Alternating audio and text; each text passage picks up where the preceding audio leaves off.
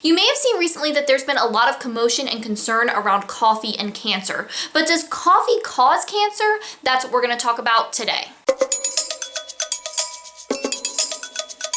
So in general, this idea that coffee is bad for you or that coffee causes cancer is just something that's always kind of floating around out there, I think. But here recently, it's gotten a lot more attention because of a ruling from a judge. Now, before we get into this whole situation, I do want to let you know that if you happen to be new here, my name is Sarah and I'm a dietitian, and this whole channel is about food and nutrition stuff. So if you're into that sort of thing, then make sure that you subscribe. So getting into this news story, it's really all around Proposition 65, which is a law in California. And Proposition 65 is a law that requires labeling for products or stores that sell products that contain compounds that might cause cancer or cause birth defects or do some sort of reproductive harm. And I'll link some more information about it below the video if you want to dig into Prop 65 a little bit more. But it's kind of this overarching broad law, and so it comes into play a lot of times with products and with stores in California. So recently a group sued some coffee companies in California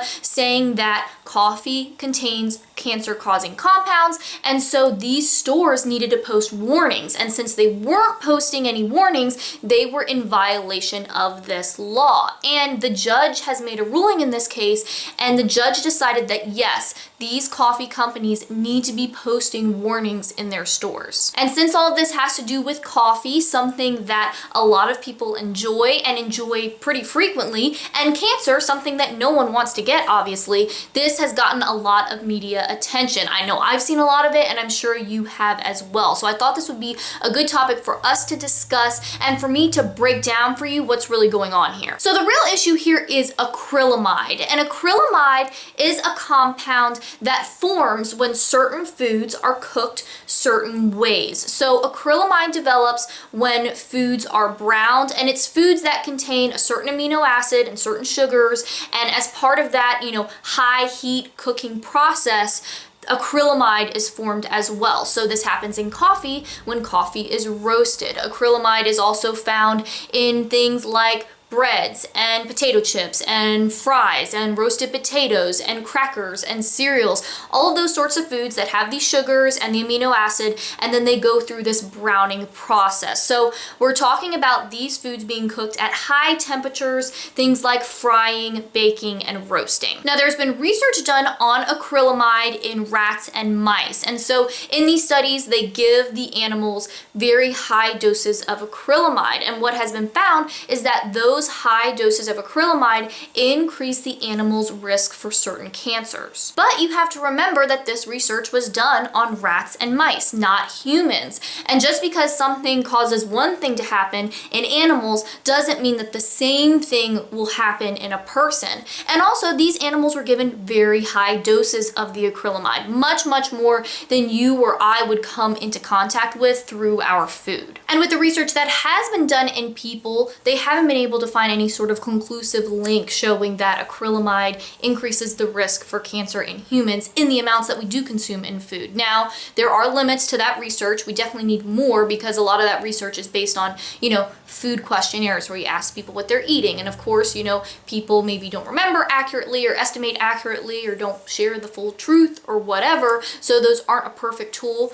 There needs to be more research done in this area, but what we have so far isn't showing any link there. And when it comes to coffee specifically, there's actually research to suggest that coffee may reduce your risk of certain cancers and reduce your risk for other diseases like heart disease, for example. Now, a lot of these studies are the same sort of design where you're asking people what they're eating, so it's going to have similar limitations to the studies we talked about before, but that evidence is out there, and so we should definitely consider it in this whole conversation. Now, if you want more information about this specific news story or acrylamide or any of this stuff, I'll leave links for you so you can go dig into that a little bit more.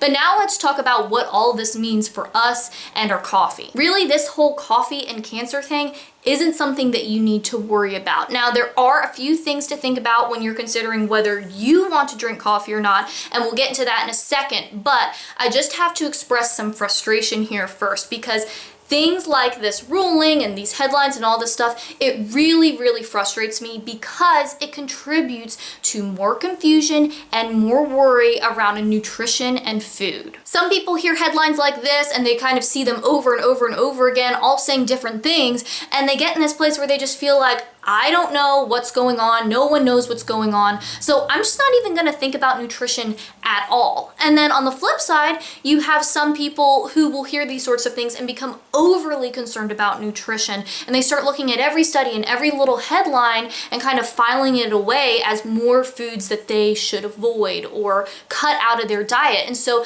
they start cutting more and more and more foods until they're left with only a few foods that they allow themselves to eat or feel safe eating. Neither of these things are good when it comes to health, and all it means is that all of this stuff is creating more problems instead of actually helping people. So now that we've got my little rant about that out of the way, let's talk about what you need to consider when it comes to drinking coffee. And I really think that there are 3 questions that you should ask yourself.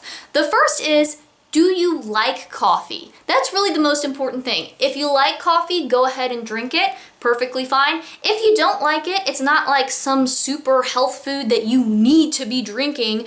Just like with any other food, you know, there isn't one food that we all should be eating. Really, it's about getting a variety of food. So if you're into coffee, good deal. If you're not, that's perfectly fine too. The second question you need to ask yourself is, how does coffee affect you? So everyone's a little bit different. Some people can drink coffee every day and then skip a day and not feel any different. My husband Jason is one of those people, so it doesn't really affect him at all. On the other hand, you know, there are people that maybe like myself, if they have coffee or just caffeine every single day and then miss a day, they start to get headaches. So maybe you just decide, okay, I need to make sure I'm having it every day, or maybe I don't want to have it every day so that that doesn't happen. And then there are people who are very sensitive to coffee and caffeine, and so they really feel bad when they drink coffee. Their heart races, or they feel jittery or anxious or whatever. If that's you, then maybe you want to skip out on the coffee because it's not really working for you and it's not making you feel good. Then the third question you need to ask yourself is, how is coffee affecting your sleep? Because if you are having a lot of caffeine during the day, or maybe having it very late at night, and you're finding that it makes it hard for you to fall asleep at night, or that the quality of your sleep isn't very good, then that's something to look at, because we know that sleep is super important for our health and well-being and just feeling good moving throughout life. We really need that rest for our bodies. So if you're drinking large amounts of coffee and you're not able to sleep, you might consider cutting back, or if you're drinking it very late, you might consider moving that up in the day if it is getting in the way of your sleeping. And I hope that if you've been having some worries about coffee, especially with these recent headlines, that this video has helped kind of ease those worries a little bit, and that also, if this comes up in conversation with someone else, because I'm sure that you'll be talking to someone, you'll be drinking a cup of coffee, and they'll be like, do you know that that causes cancer in California? They have to put warning labels on it. That you will then have the information to at least just ignore them and not let it freak you out and start to make you worried about this. Or you may even want to, you know, tell them what you know about this whole thing and give them more information or direct them to this video. So that's the deal with coffee and cancer and acrylamide and all of this hullabaloo with this judge's decision in California. I hope this video was helpful for you. Let me know in the comments if you have any other thoughts on this story, or if you've heard people talking about it, because I'd love to hear what kind of rumblings you've been hearing. And if you happen to be new here and you want more healthy eating tips and nutrition info and videos like this one, then make sure that you subscribe, because eating healthy and living a healthy lifestyle really doesn't have to be complicated, and I want to show you how to do it. And if you want to watch some more videos, I have a couple linked over here that you might like. Thanks for watching. I hope you're having a great day, and I'll talk to you next time.